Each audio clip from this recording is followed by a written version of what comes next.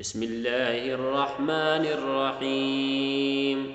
وإذا سمعوا ما أنزل إلى الرسول ترى أعينهم تفيض من الدمع مما عرفوا من الحق يقولون ربنا آمنا فاكتبنا مع الشاهدين.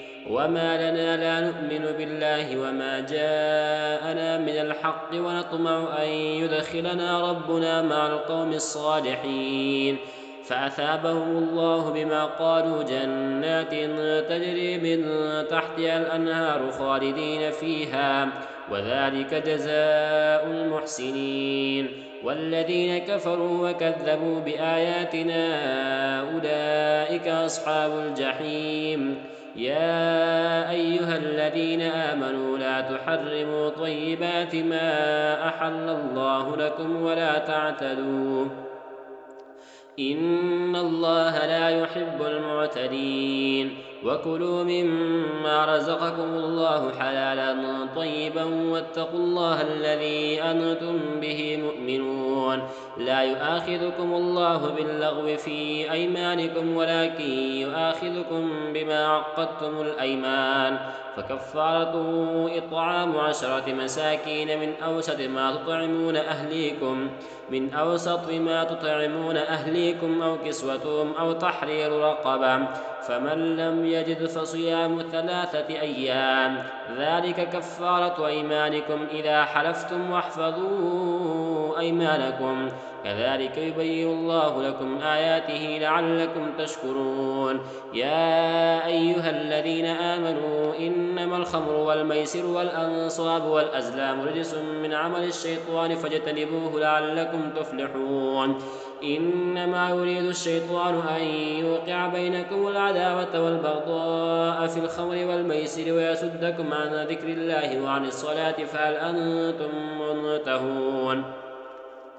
وأطيعوا الله وأطيعوا الرسول واحذروه، فإن توليتم فاعلموا أنما على رسولنا البلاغ المبين. ليس على الذين آمنوا وعملوا الصالحات جناح فيما طعموا إذا ما اتقوا وآمنوا وعملوا الصالحات ثم اتقوا وآمنوا ثم اتقوا وأحسنوا، والله يحب المحسنين. يا أيها الذين آمنوا لا يبلونكم الله بشيء من الصيد تناله أيديكم ورماحكم ليعلم الله من يخافه بالغيب، فمن اعتدى بعد ذلك فله عذاب أليم. يا أيها الذين آمنوا لا تقتلوا الصيد وأنتم حرم، ومن قتله منكم متعمدا فجزاء مثل ما قتل من النعم يحكم به ذوى عدل منكم هديا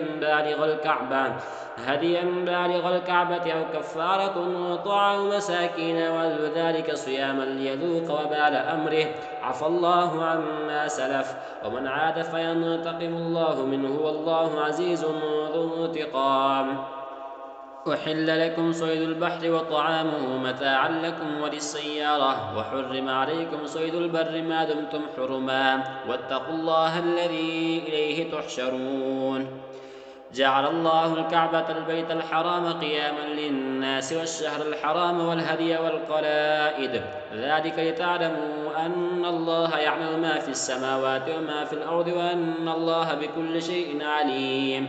اعلموا أن الله شديد العقاب وأن الله غفور رحيم. ما على الرسول إلا البلاغ، والله يعلم ما تبدون وما تكتمون.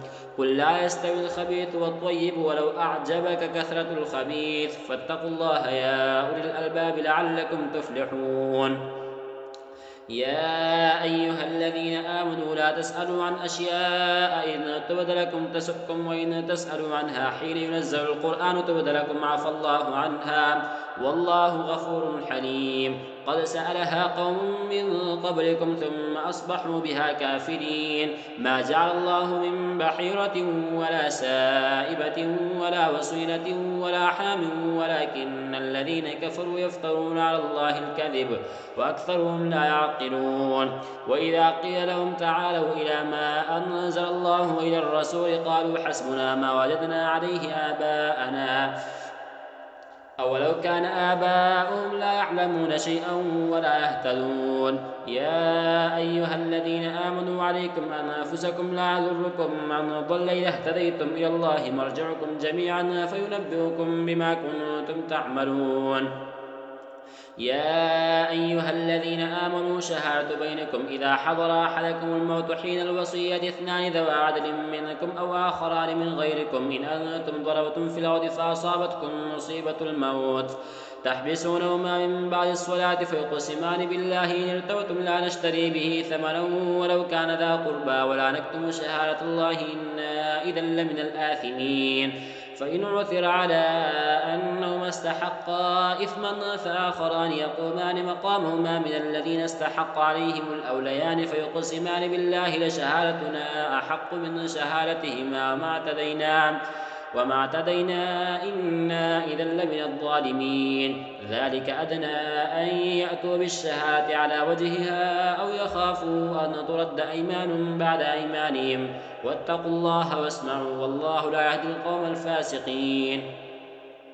يوم يجمع الله الرسل فيقول ماذا أجبتم قالوا لا علم لنا إنك أنت علام الغيوب. إذ قال الله يا عيسى ابن مريم اذكر نعمتي عليك وعلى والدتك إذ أيدتك بروح القدس تكلم الناس في المهد وكهلا وإذ علمتك الكتاب والحكمة والتوراة والإنجيل وإذ تخلق من الطين كهيئة الطير بإذني فتنفخ فيها فتكون طيرا بإذني وتبرئ الأكمى والأبرص بإذني وإذ تخرج الموتى بإذني وإذ كففت بني إسرائيل عنك إذ جئتهم بالبينات فقال الذين كفروا منهم إن هذا إلا سحر مبين.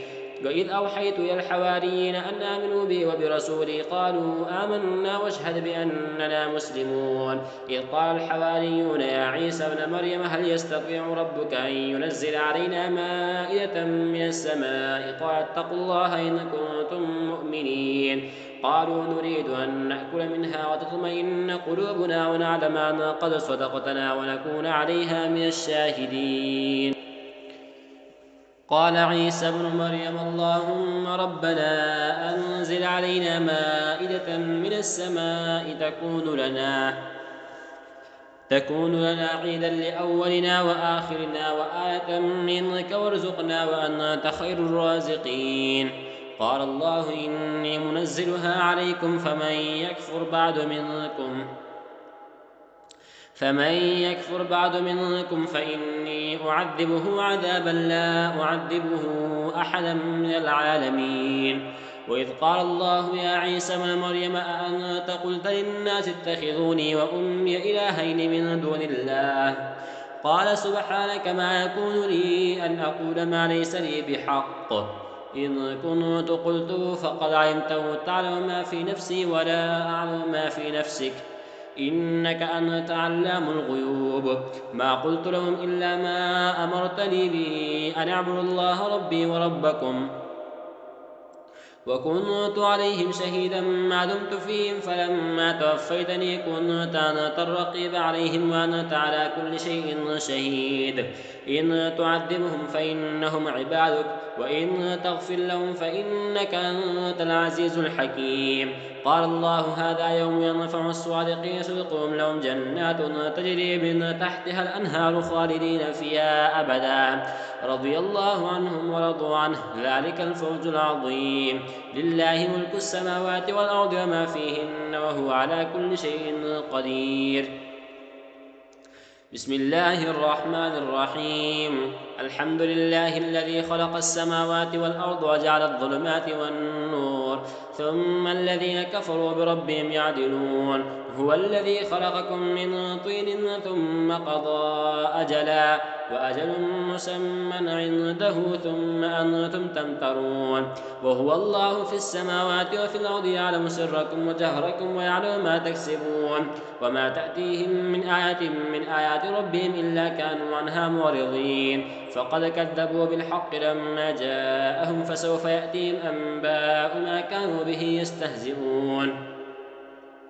ألم يروا كم أهلكنا من قبلهم من قرن مكناهم في الأرض ما لم نمكن لكم وأرسلنا السماء عليهم مدرارا وجعلنا الأنهار تجري من تحتهم فأهلكناهم بذنوبهم وأنشأنا من بعدهم قرنا آخرين. ولو نزلنا عليك كتابا في قرطاس فلمسوه بأيديهم لقال الذين كفروا إن هذا إلا سحر مبين.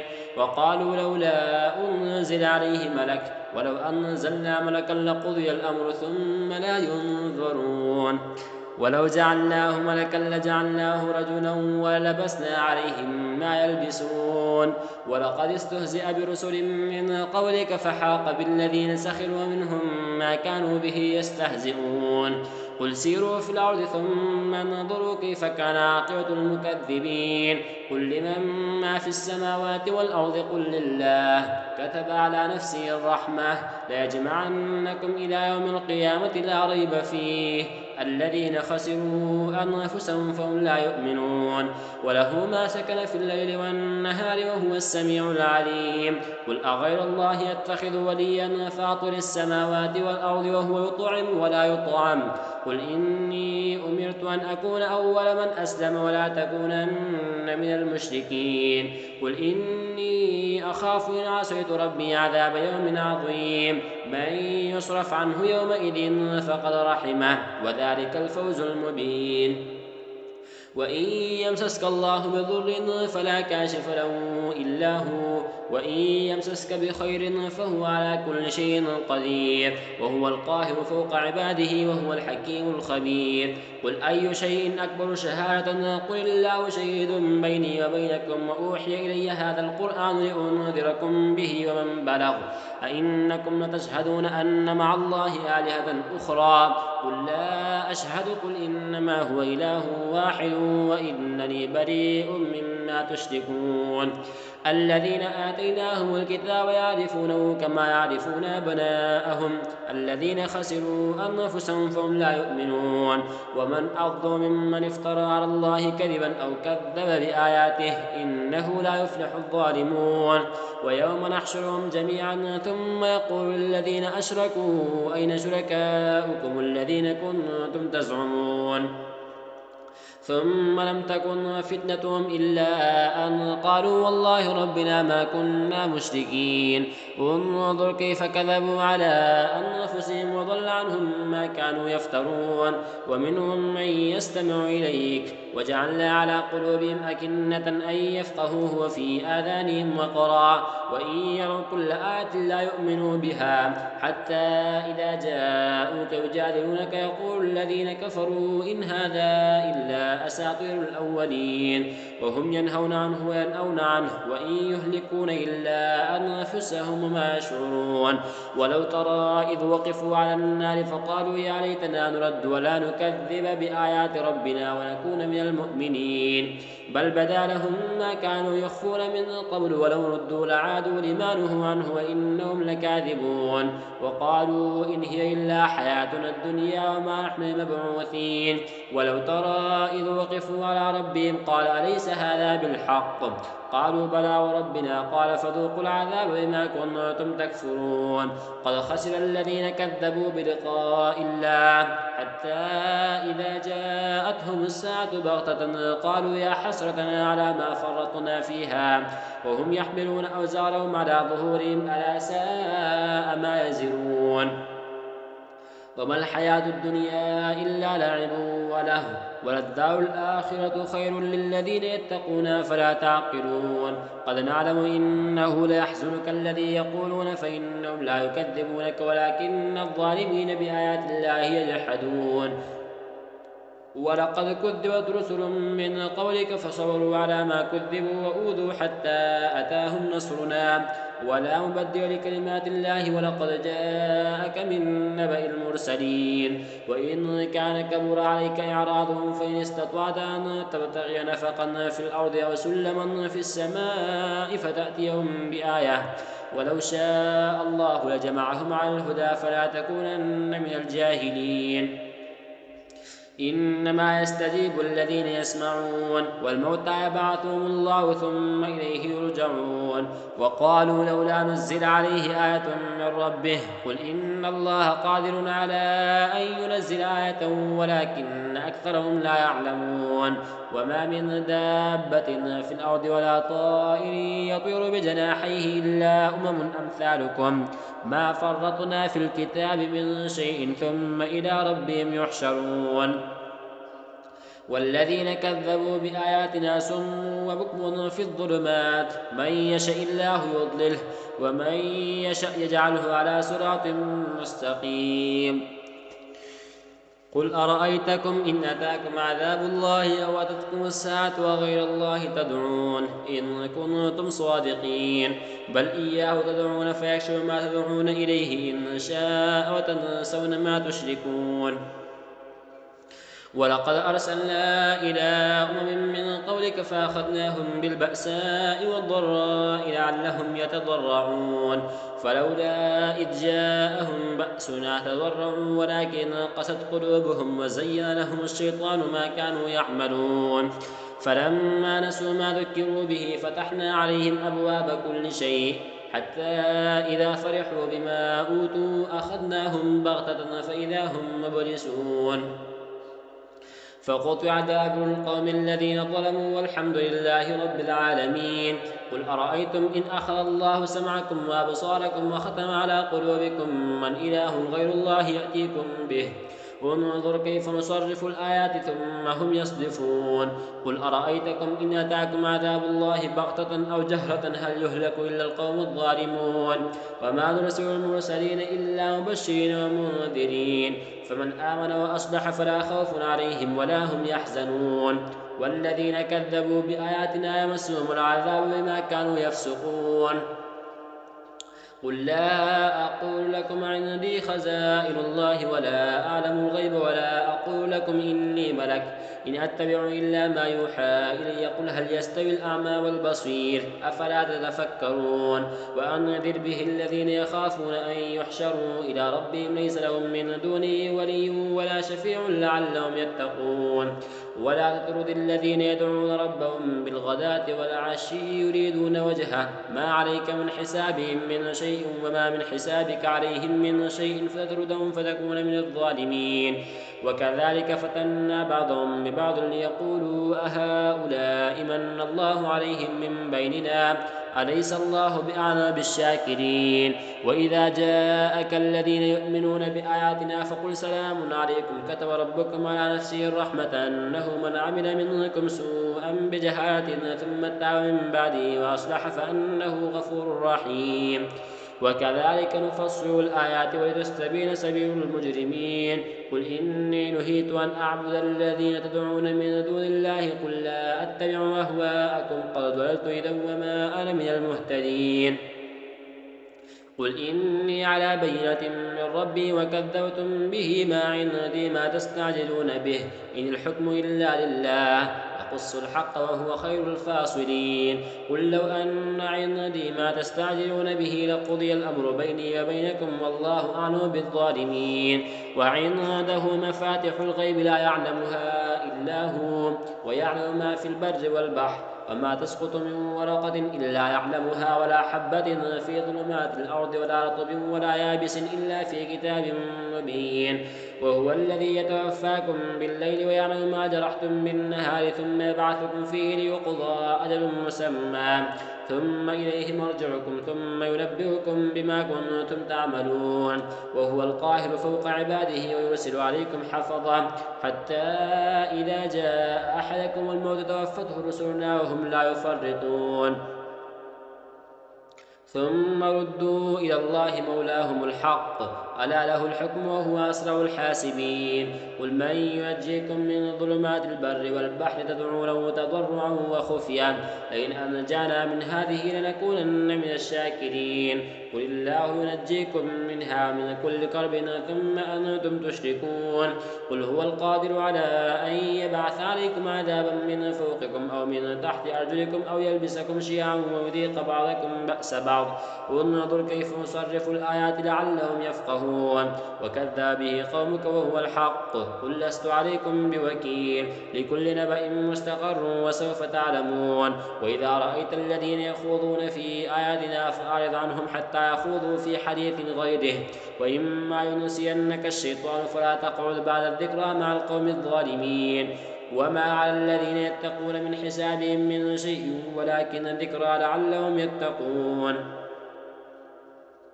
وذر الذين اتخذوا دينهم لعبا ولهوا وغرتهم الحياة الدنيا وذكر به أن تبصر نفس بما كسبت ليس لها من دون الله ولي ولا شفيع وإن تعدل كل عدل لا يؤخذ منها أولئك الذين أبصروا بما كسبوا لهم شراب من حميم وعذاب أليم بما كانوا يكفرون قل أندعو من دون الله ما لا ينفعنا ولا يضرنا ونرد على أعقابنا بعد إذ هدانا الله كالذي استهوته الشياطين في الأرض حيران له أصحاب يدعونه إلى الهدى ائتنا قل إن هدى الله هو الهدى وأمرنا أن نسلم لرب العالمين وأن أقيموا الصلاة واتقوه وهو الذي إليه تحشرون وهو الذي خلق السماوات والأرض بالحق ويوم يقول كن فيكون قوله الحق وله الملك يوم ينفخ في الصور عالم الغيب والشهادة وهو الحكيم الخبير وإذ قال إبراهيم لأبيه آزر تتخذ أصناما آلهة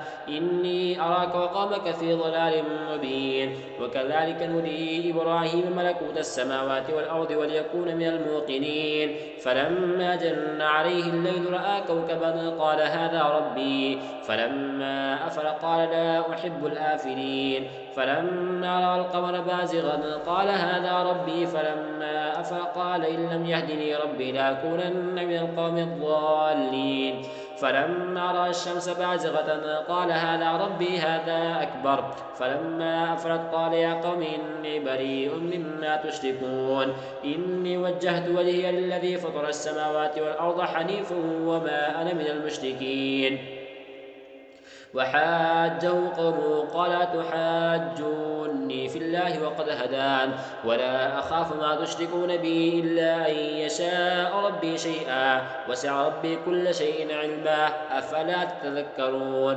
وكيف أخاف ما أشركتم ولا تخافون أنكم أشركتم بالله ما لم ينزل به عليكم سلطانا فأي الفريقين أحق بالأمن إن كنتم تعلمون الذين آمنوا ولم يلبسوا إيمانهم بظلم أولئك لهم الأمن وهم مهتدون وتلك حجتنا آتيناها إبراهيم على قومه نرفع درجات من نشاء إن ربك حكيم عليم ووهبنا له إسحاق ويعقوب كلا هدينا ونوحا هدينا من القول ومن ذريته داود وسليمان وأيوب ويوسف وموسى وهارون وكذلك نجزي المحسنين وزكريا ويحيى وعيسى وإلياس كل من الصالحين وإسماعيل واليسع ويونس ولوطا وكلا فضلنا على العالمين ومن آبائهم وذرياتهم وإخوانهم واجتبيناهم وهديناهم إلى صراط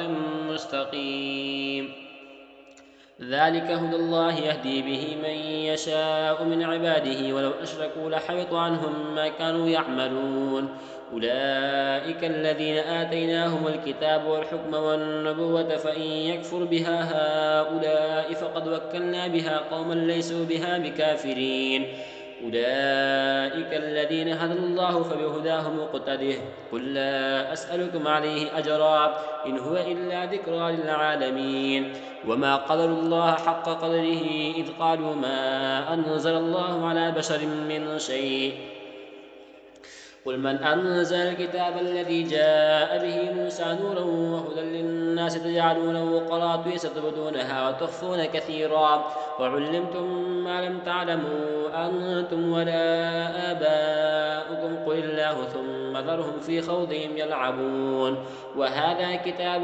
أنزلناه مبارك مصدق الذي بين يديه ولتنذر أم القرى ومن حولها والذين يؤمنون بالآخرة يؤمنون به وهم على صلاتهم يحافظون ومن أظلم ممن افترى على الله كذبا أو قال أوحي إلي ولم يوحى إليه شيء ومن قال سأنزل مثل ما أنزل الله ولو ترى إذ الظالمون في غمرات الموت والملائكة باسطوا أيديهم أخرجوا أنفسكم اليوم تجزون عذاب الهون ما كنتم تقولون على الله غير الحق وكنتم عن آياته تستكبرون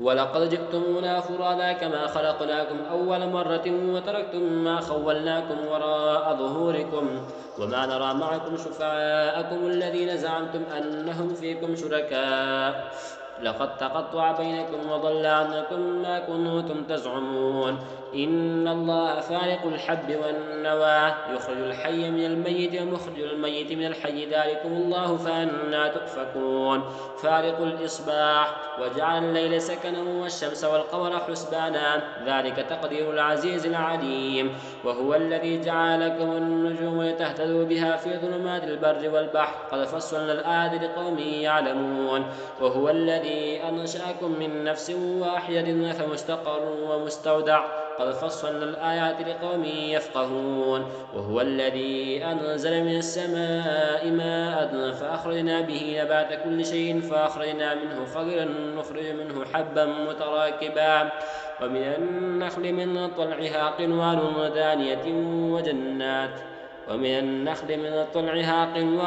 دانية وجنات من أعناب والزيتون والرمان مشتبها وغير متشابه انظروا إلى ثمره إذا أثمر وينعه إن في ذلكم لآيات لقوم يؤمنون وجعلوا لله شركاء الجن وخلقهم وخلقوا له بنين وبنات بغير علم سبحانه وتعالى عما يصفون بديع السماوات والأرض أنى يكون له ولد ولم تكن له صاحبة وخلق كل شيء وهو بكل شيء عليم ذلكم الله ربكم لا إله إلا هو خالق كل شيء فاعبدوه وهو على كل شيء وكيل لا تدركه الأبصار وهو يدرك الأبصار وهو اللطيف الخبير قد جاءكم بصائر من ربكم فمن أبصر فلنفسه ومن عمي فعليها وما أنا عليكم بحفيظ وكذلك نصرف الآيات وليقولوا درست ولنبينه لقوم يعلمون